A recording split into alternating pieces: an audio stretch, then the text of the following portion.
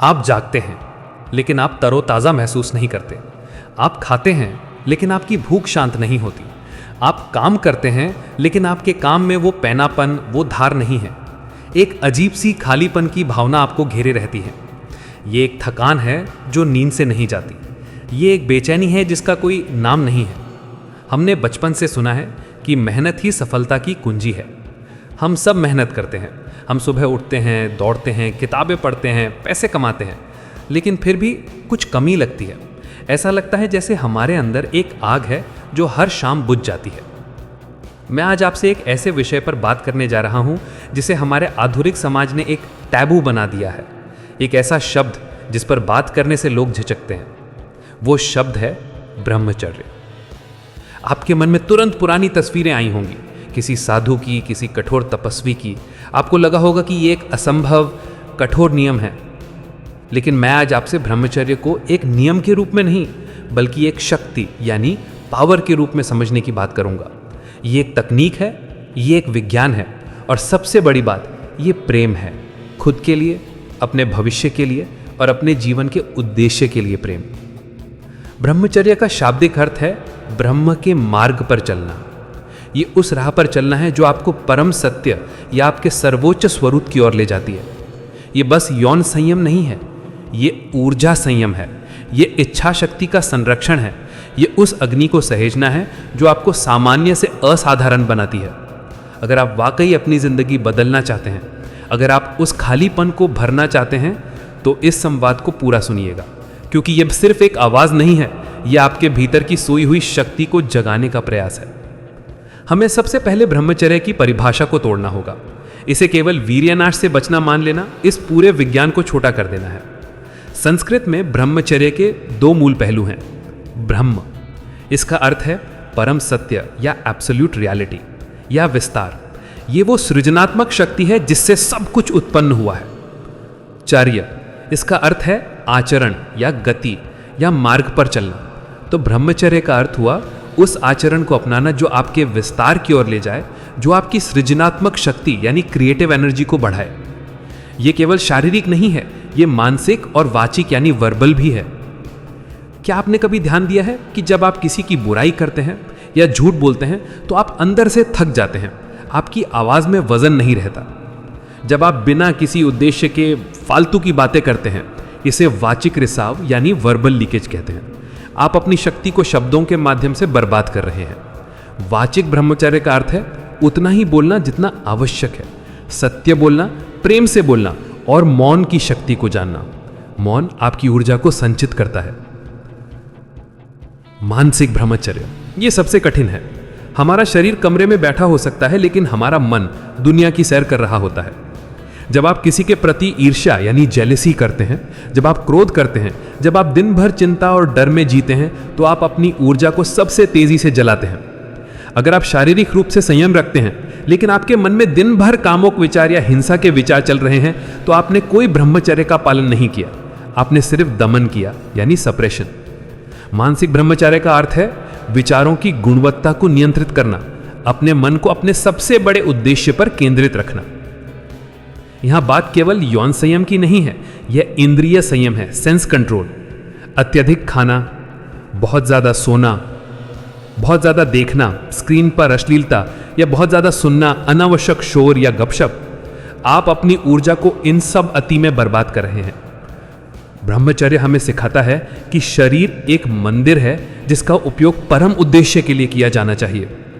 ब्रह्मचर्य दमन नहीं है, यह एक मल्टी डायमेंशनल डिसिप्लिन है जहां आप अपनी जीवन शक्ति यानी लाइफ फोर्स को 3 स्तरों पर संभालते हैं: सोच, बोल और कर्म। Bhagavad Gita, scoop it up. अब हम उस प्राचीन विज्ञान पर आते हैं जो बताता है कि जब आप अपनी ऊर्जा बचाते हैं तो वो कहां जाती है। यह आयुर्वेद का सबसे गूढ़ और सुंदर सिद्धांत है, सप्त धातु सार। हमारे शरीर का निर्माण 7 मूल ऊतकों से हुआ है। जब आप भोजन करते हैं तो वो एक जटिल और धीमी गति से प्रक्रिया से इन 7 धातुओं में बदलता है। इस प्रक्रिया को आयुर्वेद में धातु पाक कहते हैं। रस धातु यानी प्लाज्मा और न्यूट्रिशन, भोजन का वो सार जो सबसे पहले बनता है, ये पूरे शरीर को पोषण देता है। रक्त धातु, रस से रक्त बनता है, यह ऑक्सीजन और जीवन देता है। मांस धातु, रक्त से मांसपेशियां बनती हैं, ये आपको गति और शारीरिक बल देता है। मेद धातु, मांस से वसा बनती है, ये इंसुलेशन और ऊर्जा भंडार प्रदान करती है। अस्थि धातु, मेद से हड्डियां बनती हैं, ये आपके शरीर को संरचना देती है। मज्जा धातु, हड्डियों के अंदर मज्जा बनती है, यह आपकी तंत्रिका तंत्र को नोशन या नर्वस सिस्टम को पोषण देती है। और अंत में मज्जा धातु के बाद जो सबसे शुद्ध और सबसे सूक्ष्म सार बचता है वो है शुक्र धातु। आयुर्वेद कहता है कि भोजन के पचने से लेकर शुक्र धातु बनने तक लगभग 1 माह 30 डेज या उससे भी ज्यादा समय लगता है। यह एक धीमी और कीमती प्रक्रिया है। शुक्र धातु जब शरीर का सबसे उच्च और शुद्ध सार है, ये जब संचित और संरक्षित होती है तो ये अपने से भी ऊंची एक सूक्ष्म ऊर्जा में बदल जाती है। इसी ऊर्जा को ओजस कहते हैं। ओजस को आयुर्वेद में अष्टम धातु या जीवन का अमृत कहा गया है। ये कहाँ रहता है? पराओजस, ये 8 बूंदों में होता है जो हृदय में निवास करता है। ये आपकी प्राण शक्ति का मूल स्रोत है। अगर ये नष्ट हो जाए तो जीवन समाप्त हो जाता है। अपरोजस, ये पूरे शरीर में संचारित होता है, जो आपके रंग, त्वचा की चमक, आंखों के तेज और मन की शांति को नियंत्रित करता है। ब्रह्मचर्य का गणित क्या है? जब आप अपनी शुक्र धातु का रिसाव रोकते हैं तो वो धातुपाक प्रक्रिया को पूरा करके मस्तिष्क और हृदय की ओर जाने लगती है। ये शुक्र जब वापस शरीर में समा जाता है तो ओजस के उत्पादन को बढ़ाता है। हाई ओजस के लक्षण क्या होते हैं? त्वचा की चमक यानी ऑरा, चेहरे पर एक अलग सा तेज या आभा होती है। गहन आत्मविश्वास, यह आत्मविश्वास भारी नहीं होता, अंदर से आता है। दृढ़ इच्छा शक्ति, आप जो ठान लेते हैं वो करके दिखाते हैं।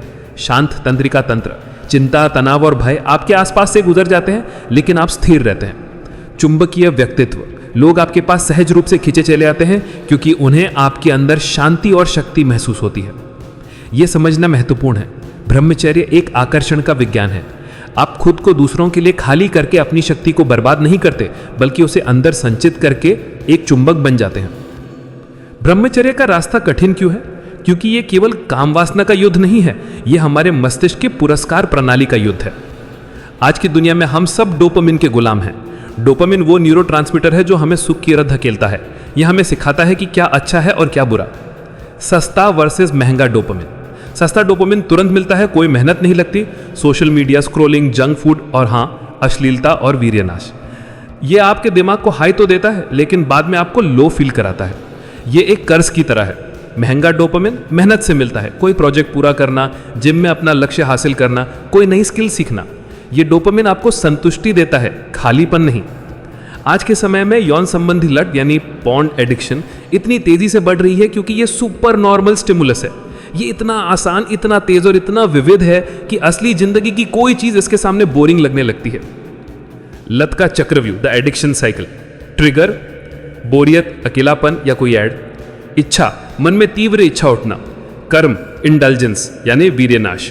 पछतावा, गिल्ट या शेम, ऊर्जा का रिसाव और मानसिक अवसाद। ये पछतावा आपको वापस लत की ओर धकेलता है। आप सोचते हैं कि चलो अब तो मैंने कर ही लिया है, अब क्या फर्क पड़ता है, और आप इस चक्र में फंस जाते हैं। ब्रह्मचर्य का संकल्प इस चक्र को पछतावे के बिंदु पर नहीं बल्कि ट्रिगर के बिंदु पर तोड़ता है। मानसिक व्यभिचार यानी मेंटल एडल्ट्री। यहां एक और गहरा मनोवैज्ञानिक युद्ध है, मानसिक व्यभिचार। अगर आप शारीरिक रूप से संयम रखते हैं लेकिन आप अपने मन को हर पल वासना, ईर्ष्या या घृणा से दूषित कर रहे हैं तो आप ऊर्जा का रिसाव कर रहे हैं। मन में बार बार आने वाले गंदे विचार आपकी ओजस शक्ति को उसी तरह जलाते हैं जैसे शरीर से रिसाव करता है।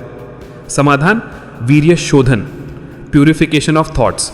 अपने मन को खाली मत छोड़िए। अगर आप अपने मन को महान विचारों, उद्देश्य और क्रिएटिविटी से नहीं भरेंगे तो शैतान यानी ईविल या लेसी थॉट्स उनमें आके बैठ जाएगा।